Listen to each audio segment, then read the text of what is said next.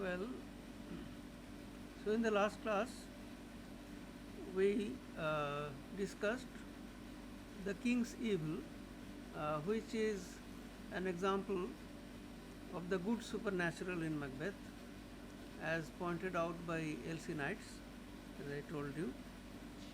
Uh, After this, in Act 4, Scene 3, Ross enters. So Ross has come with a special message to deliver,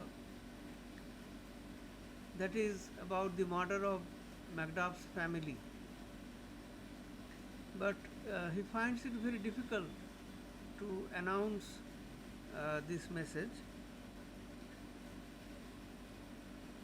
So when Ross comes, Malcom initially does not recognize him, my countryman, but yet I know him not. And then a little later he says, I know him now. Good God, betimes remove the means that makes us strangers. So they are in a strange country and they are in a strange situation, so that even one's own countryman may not be recognized very easily. Macduff asks him, stand Scotland where it did? Alas, poor country, almost afraid to know itself. It cannot be called our mother, but our grave, where nothing, but who knows nothing, is once seen to smile. Where nothing is once, here once means ever, where nothing is ever seen to smile.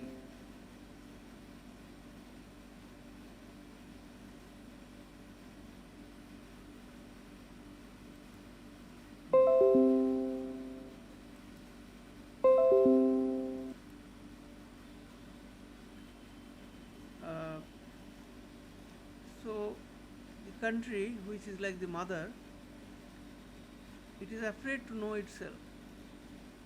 It has changed so much, and its new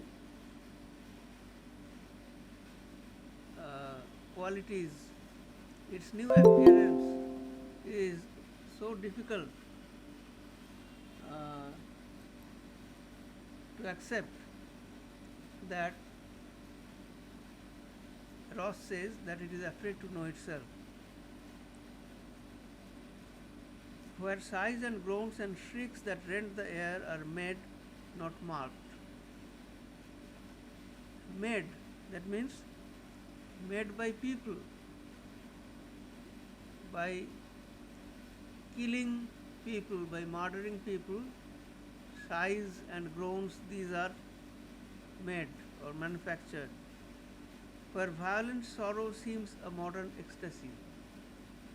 Shakespeare uses the word ecstasy with the meaning of emotion, and he makes very strange use of the word modern, not in the sense that we understand it today, but modern means commonplace or ordinary.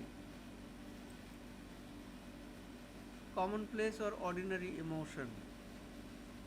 So violent sorrow has become an ordinary emotion for the people of Scotland. The dead man's knell is there scarce asked for who. That is the custom that when somebody died, in the church the bell is tolled to indicate that somebody has died.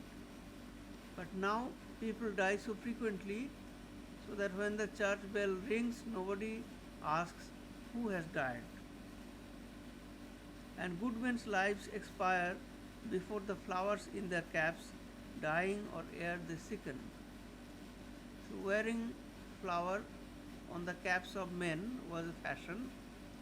Here Ross says that before the flowers become old, before the flowers die, the men themselves die. So men die more quickly than the flowers in their caps. O relation, too nice and yet too true. So Macduff uh, asserts that this is the true situation in Scotland. Nice here means elaborate. So this relation means description. So this elaborate description is too true. What is the newest grief? Malcolm asked. That of an hour's age doth hiss the speaker, each minute teems a new one. So instead of directly breaking the news of the murder of Macduff's family, Ross is going round and round, indirectly preparing the minds of the people. So he says that in an hour a lot of things happen, because even in a minute a new murder can be seen.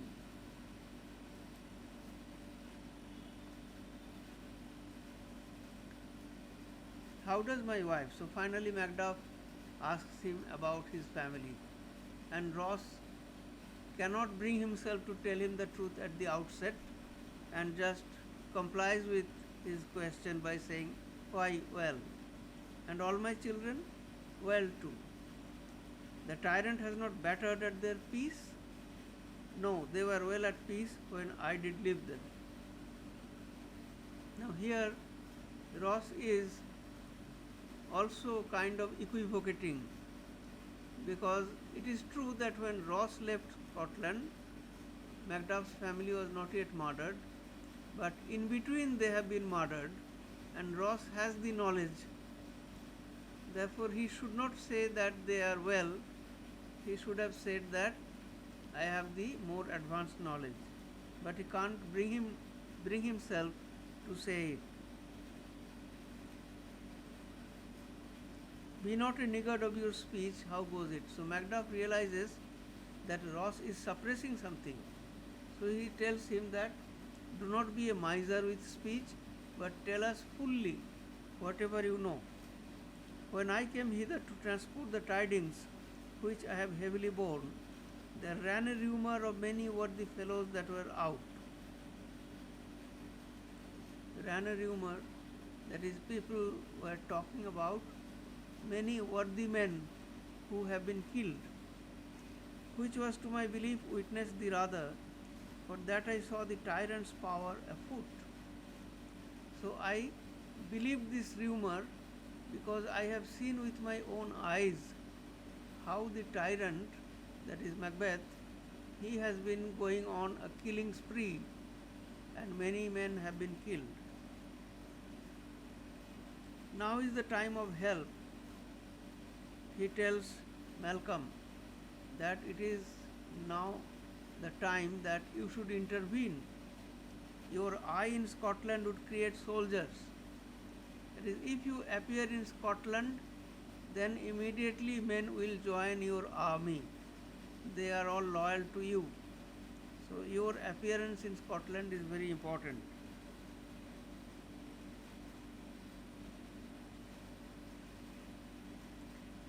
Make our women fight to doff their dire distresses.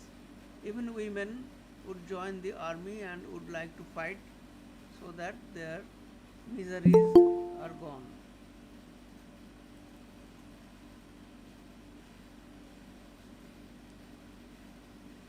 Be it their comfort, we are coming thither. Malcolm says that it is good news for them that we have already decided to go there.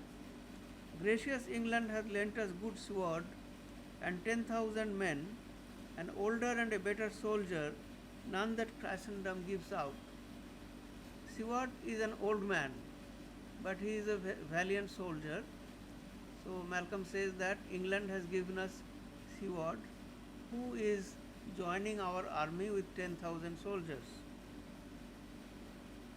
Would I could answer this comfort with the like, that is, if I could say something similarly comfortable as your words are, something similarly happy news if I could give you, but I have words that would be howled out in the desert air where hearing should not latch them. So I bring news which cannot be told any man. It is so shocking. Rather, it should be spoken in the desert where nobody can hear it. So this is a terrible preparation for breaking the news of the murder of Macduff's family.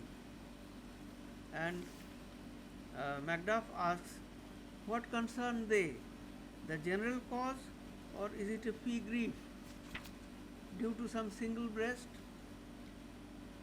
So who is concerned, what is the news, who the news concerns about? Is it a general cause, a general oppression of the people, or is it a fee grief? Here Shakespeare is borrowing from the term fee simple, which was a vast amount of tax for a single property.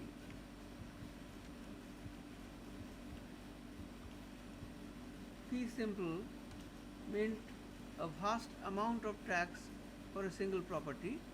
So fee grief means a vast amount of sorrow or an ocean of sorrow for a single breast or a single individual.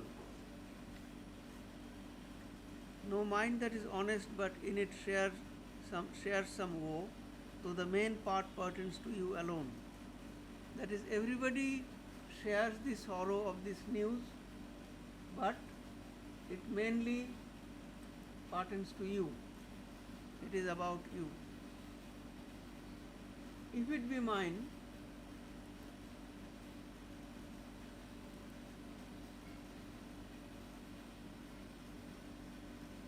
keep it not from me, quickly let me have it. Ross, let not your ears despise my tongue forever, which shall possess them with the heaviest sound that ever yet the heart. That is, you do not blame me later for giving you this very sad news. Macduff already guesses it.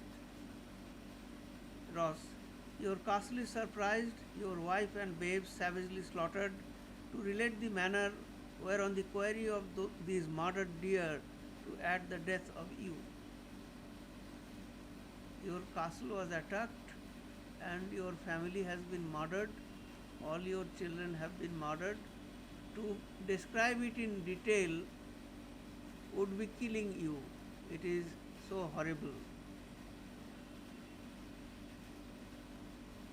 Merciful heaven, Malcom says, what man never pull your hat upon your brows? That is, Macduff is shocked and he bows down, his hat covering his eyes. And Malcom tells him that you never pull your hat upon your brows. Give sorrow words. The grief that does not speak whispers the overfraught heart and bids it break. So you must lament, you must cry, you must give word to your sorrow. You must not suppress it, because if such a great sorrow is suppressed, then it breaks the heart. My children too, wife, children, servants, all that could be found. And I must be from thence. So he holds himself guilty that he was not there to protect them. My wife killed too, I have said. So the news is so incredible to Macduff, and to assimilate at one go that his wife and his children, they have all have been killed. Malcom, be comforted. Let us make us medicines of our great revenge to cure this deadly grief. So you make a bold decision like a man, face this grief and take revenge on the man who has done this injustice to you. Macduff, he has no children. All my pretty ones, did you say all? Oh hell kite, all? What, all my pretty chickens and their dam at one fell swoop? So all my children and their mother. Now here Macduff says that Macbeth can give such a command to kill children because he doesn't have children. So this issue of Macbeth's childlessness is a less discussed issue, we may say, but there is a lot of speculation whether Lady Macbeth had child, but Macbeth did not have children, and that makes him easily in our imagination a more monstrous person.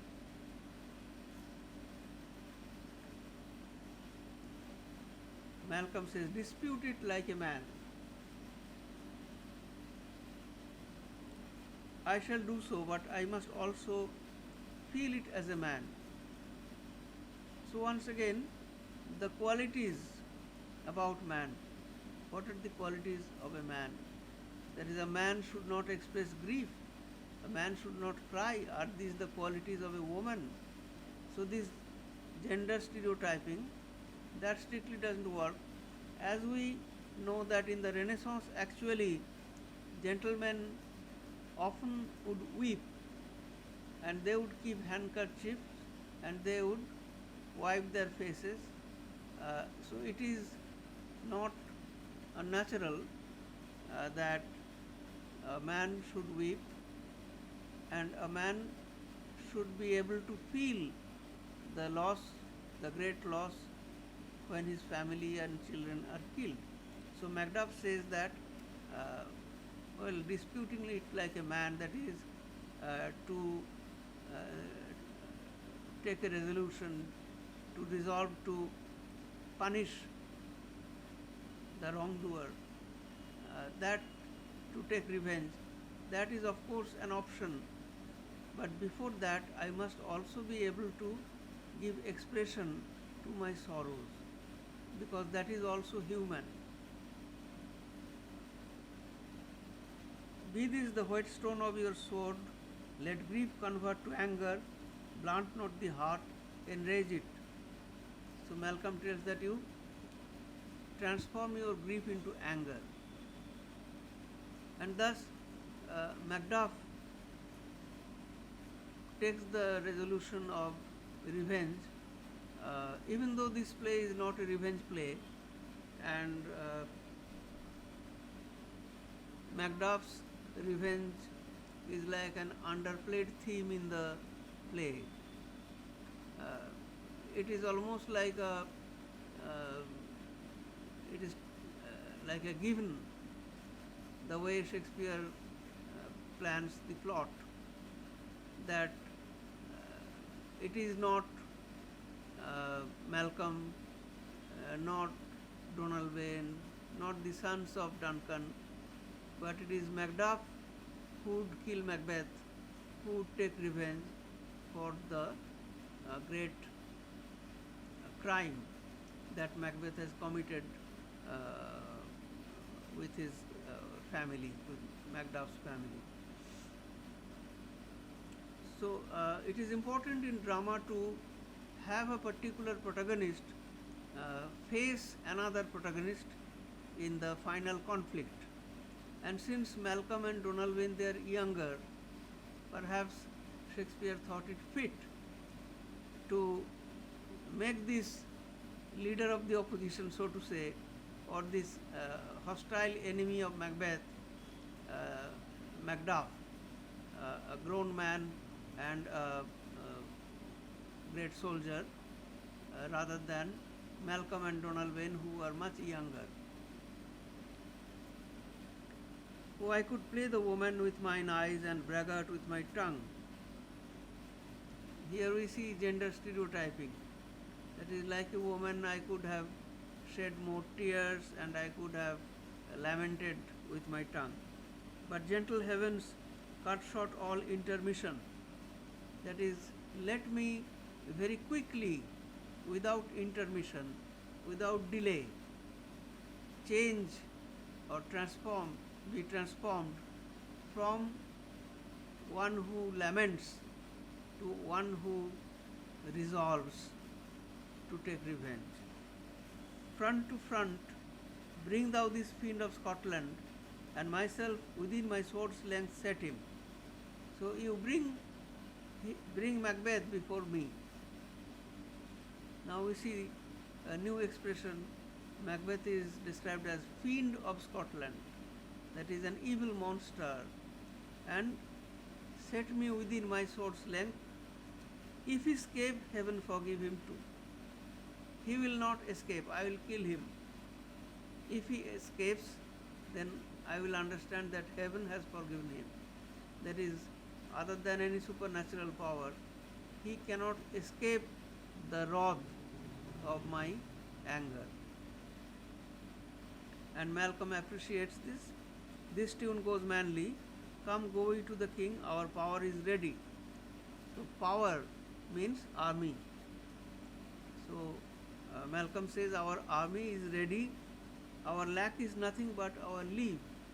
So we only need to leave. Macbeth is ripe for shaking, and the powers above put on their instruments. The powers above, that is gods. And we are the instruments of gods. And Macbeth is ripe for shaking, that is, he is ready to be destroyed, to be killed. Receive what cheer you may, the night is long that never finds the day.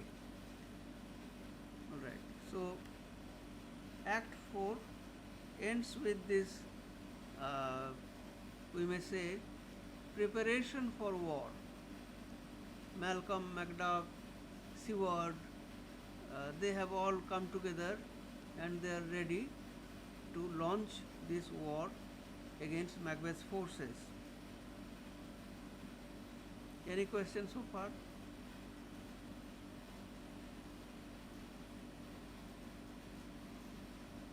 No, sir. No, okay.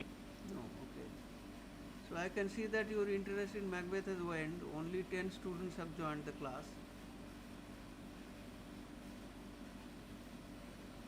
In Act 5, we see the sleepwalking scene, Act 5, Scene 1, and this scene is important insofar as it is the last scene in which Lady Macbeth appears.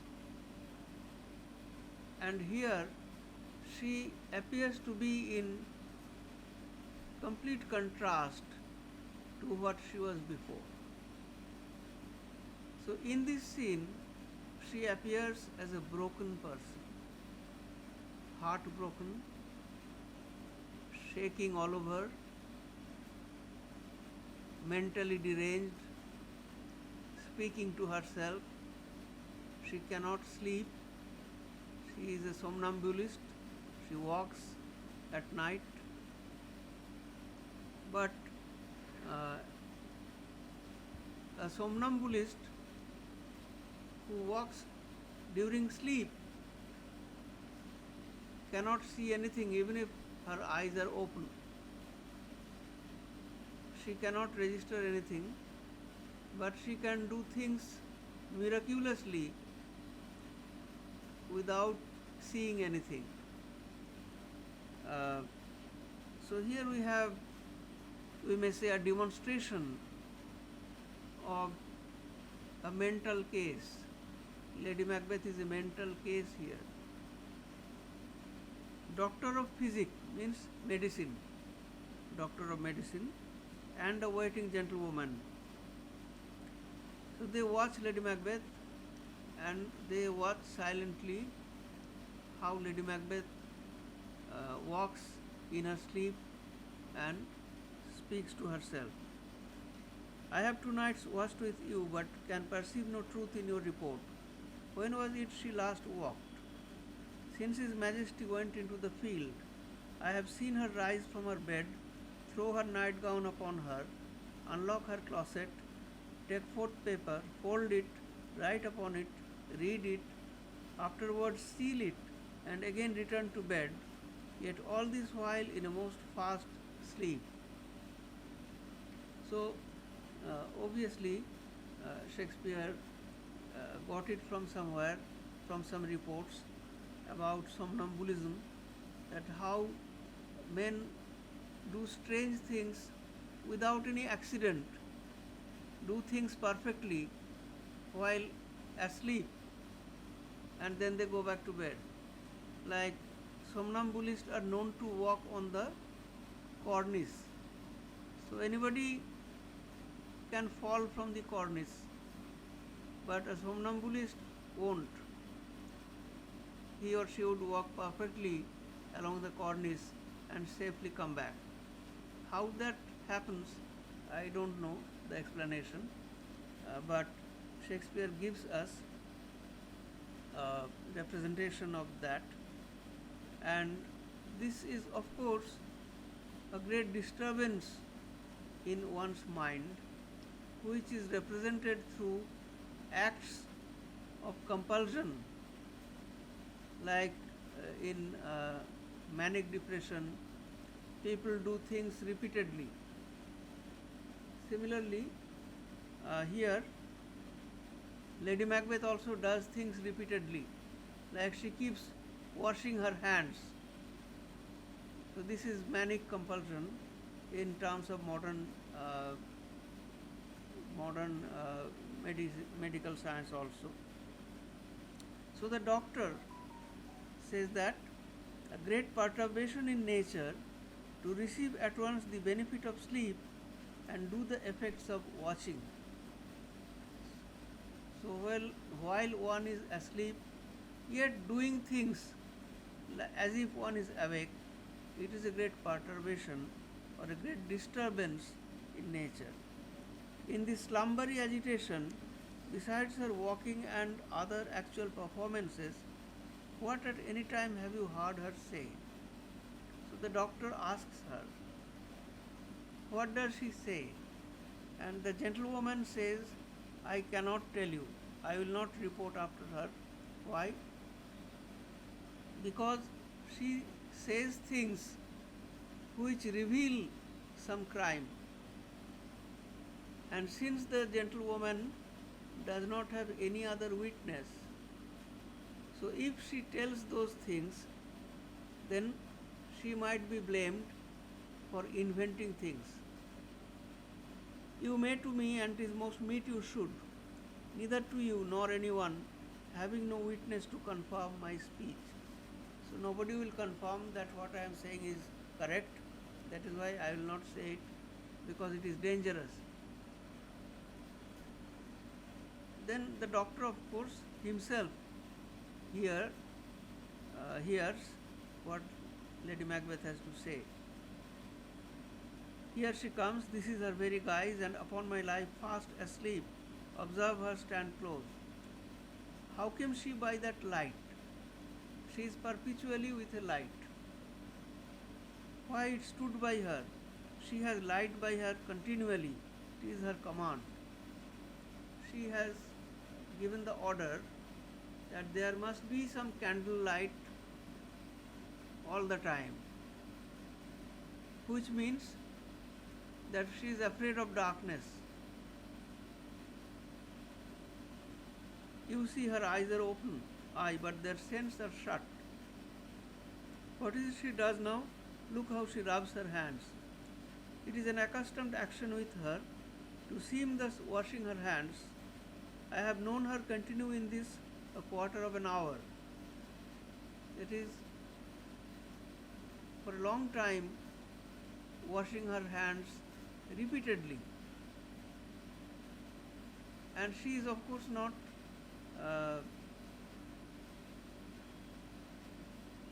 convinced that the spots of her hands can be removed. Yet here is a spot.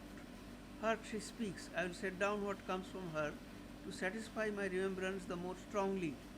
That is, the doctor will write down on a notebook whatever he hears. Out, damned spot. Out, I say. 1, 2. Why, then 'tis time to do it. Hell is murky. Fie, my lord, fie. A soldier and afraid. What need we fear who knows it, when none can call our power to account? Yet who would have thought the old man to have had so much blood in him? So she is saying things which make it obvious that it is a reference to Duncan's murder. And the doctor is taken aback and says, "Do you mark that?" And she continues, "The Thane of Fife had a wife. Where is she now? What, will these hands never be clean? No more of that, my lord, no more of that. You mar all with this starting."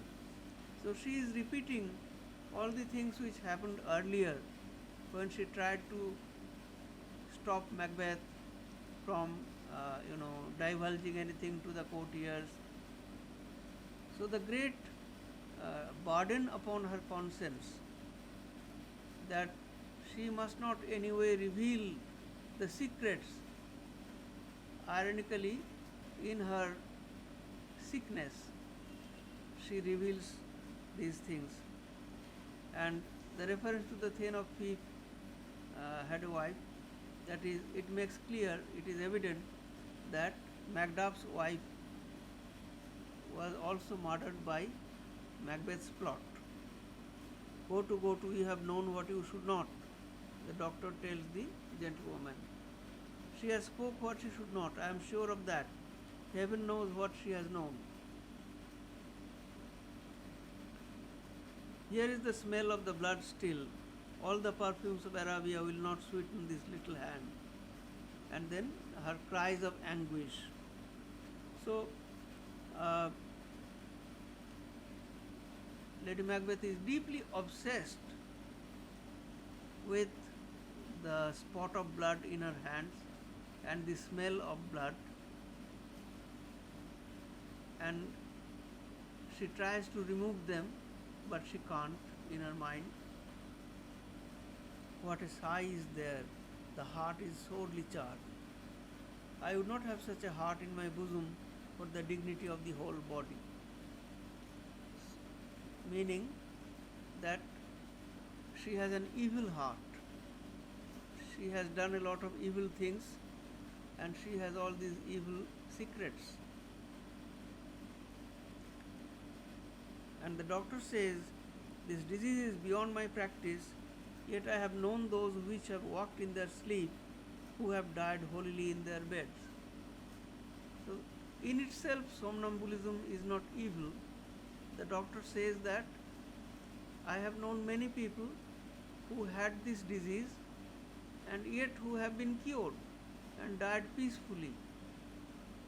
But in this case, it is not exactly the same, because it is not only a case of disturbance of sleep, but it is a case of guilty conscience. And therefore, he says that it is beyond my art, that is, medicine cannot cure it. Maybe a priest can cure her. Wash your hands, put on your nightgown, look not so pale. I tell you yet again, Banquo is buried, he cannot come out on his grave. So now she reveals that Banquo's murder is also Macbeth's plot. And the doctor comes to know this and says, "Even so, to bed, there is knocking at the gate. Come, give me your hand. What is done cannot be undone. To bed, to bed, to bed." Will she go now to bed directly? So the doctor makes a few generalizations. Foul whisperings are abroad, that is, whisperings against Macbeth. Unnatural deeds do breed unnatural troubles. Infected minds to their deaf pillows will discharge their secrets. More needs she the divine than the physician. Divine means priest. So unnatural deeds, those who have committed unnatural deeds, they will have unnatural troubles. So the doctor finds this disease not only a natural disease, he finds it most unnatural. And the mind is infected with corruption, with evil. So she needs the help of a priest, She needs to confess her crimes, and a physician cannot cure her. God forgive us all, look after her, remove from her the mean of all annoyance, and still keep eyes upon her. My mind she has mated. Mated means overwhelmed. I have become bewildered and amazed my sight. I think but dare not speak. I think. What does he think? He thinks that Macbeth and Lady Macbeth are responsible for a great number of crimes, but he dare not speak. Now later the doctor will have further interaction with Macbeth, and we will see that the doctor is very cautious in his interaction with Macbeth, and Macbeth will tell him to find a way to cure her. So even though after this Lady Macbeth does not appear anymore, but references to her sickness, how it can be cured, that come up, and finally in the middle of war the news of her death is brought to Macbeth. But by that time Macbeth is himself so much troubled that he does not care anymore about Lady Macbeth's death, which is very ironical and very sad, because she had been his partner and also partner in crime, but when she dies, Macbeth appears to take it casually. Any question?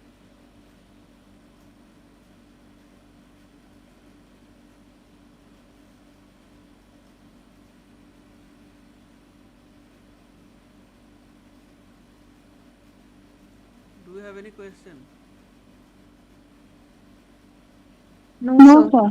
not from me.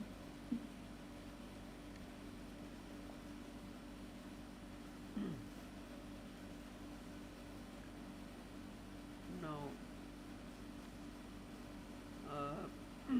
after this, we will see more and more description of war, and the plot will now turn to be more of a military plot, and the resolution to the problem in the play, that can be brought out only through a military resolution, and Macbeth has to be defeated and killed, and only then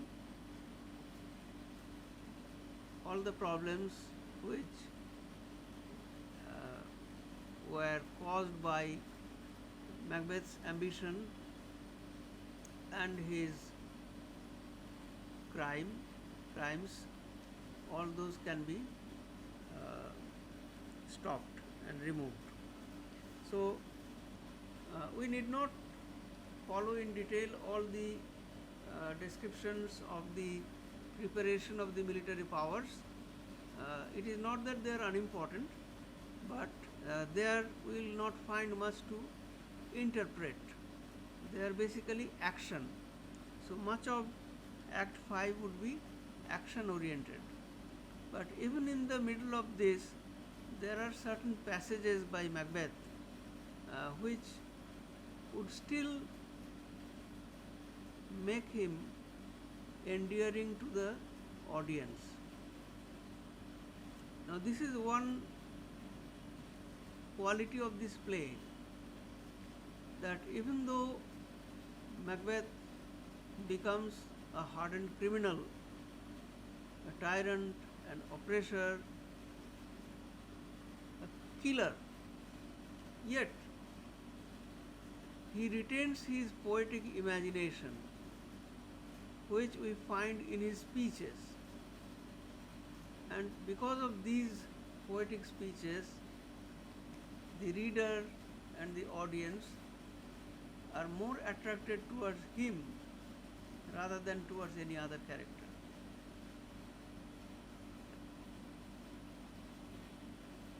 Now, it is important that the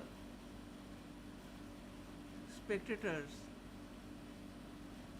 do not hate Macbeth, but that they pity him. So, in order to be able to pity the hero must retain some endearing qualities.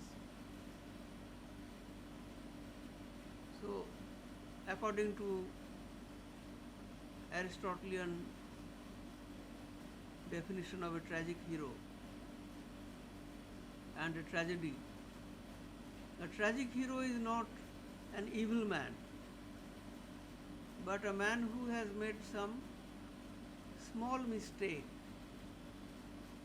due to some inherent flaw in his nature, hamartia. And because of that small mistake, he is destroyed by the turn of the circumstances, and therefore people or the audience feel pity for him. So pity and fear are the two tragic emotions. The fear is that people feel when they identify with the hero, they feel that such a thing may happen to them also, and therefore they are afraid that they must take every care that they do not go this way. And they feel pity because they feel that the hero did not deserve this end. Now for Macbeth, it is very difficult for us to have this composite picture all the time in our mind. That is, at the beginning of the play, in the middle of the play, and at the end of the play, we do not have the same Macbeth. Macbeth changes, Macbeth evolves with the play. So at the beginning he is a great hero, a military hero, a great soldier, and he is praised by everybody. Then in the middle we see that he resolves to do something evil because of his ambition. So his hamartia is his ambition, and he resolves to kill Duncan. But then, even when he kills Duncan, the audience still pities him, because there he does not appear as a hardened criminal. He is afraid after the murder, and he is all shaken. He is afraid to go back to the scene and put the knives back in the hands of the guards. And Lady Macbeth rebukes him for that. So he is presented as one full of the milk of human kindness. So a character who is very different from the character of a murderer. Therefore, a man who is by nature soft, by nature of poetic imagination, that such a man can commit such an atrocious act, that is something that the audience cannot fully assimilate. And the audience's pity remains with Macbeth, who appears to be a weaker person compared to Lady Macbeth.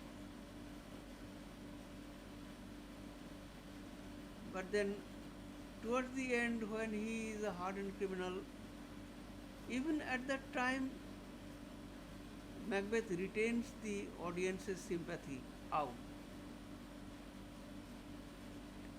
by proving himself as a great soldier.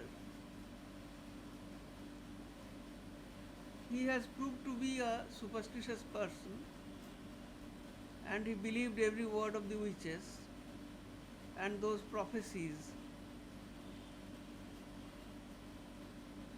that he won't die unless Birnam would comes to the Dunsinane castle, or he won't die in the hands of anybody who is a man born of a woman. And this kind of equivocation, these made him bold, believing that he is unassailable. So in this gullibility of Macbeth, there lies his weakness, which the reader sympathizes with, because the reader finds him a gullible person.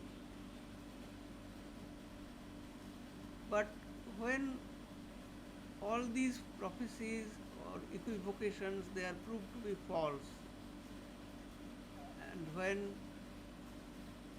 the wood appears to come to the castle, or when Macduff declares that I am not born of a woman because I was untimely delivered, and so on and so forth, then Macbeth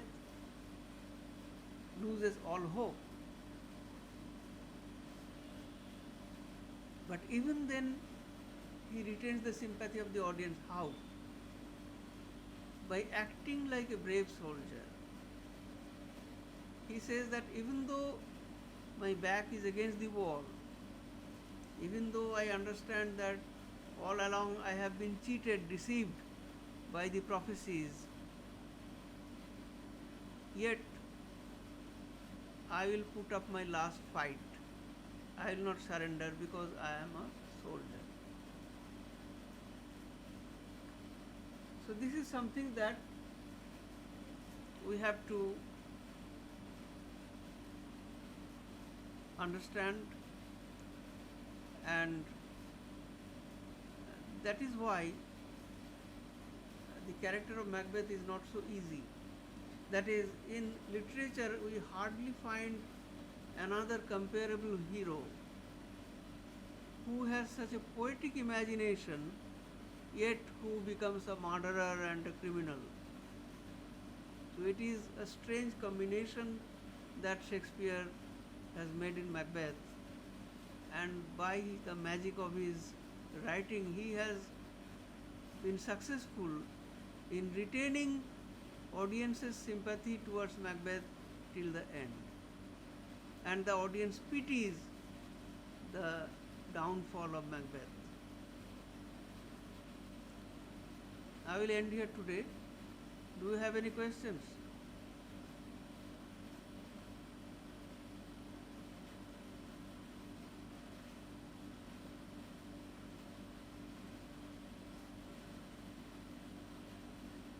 Does anybody? No, sir.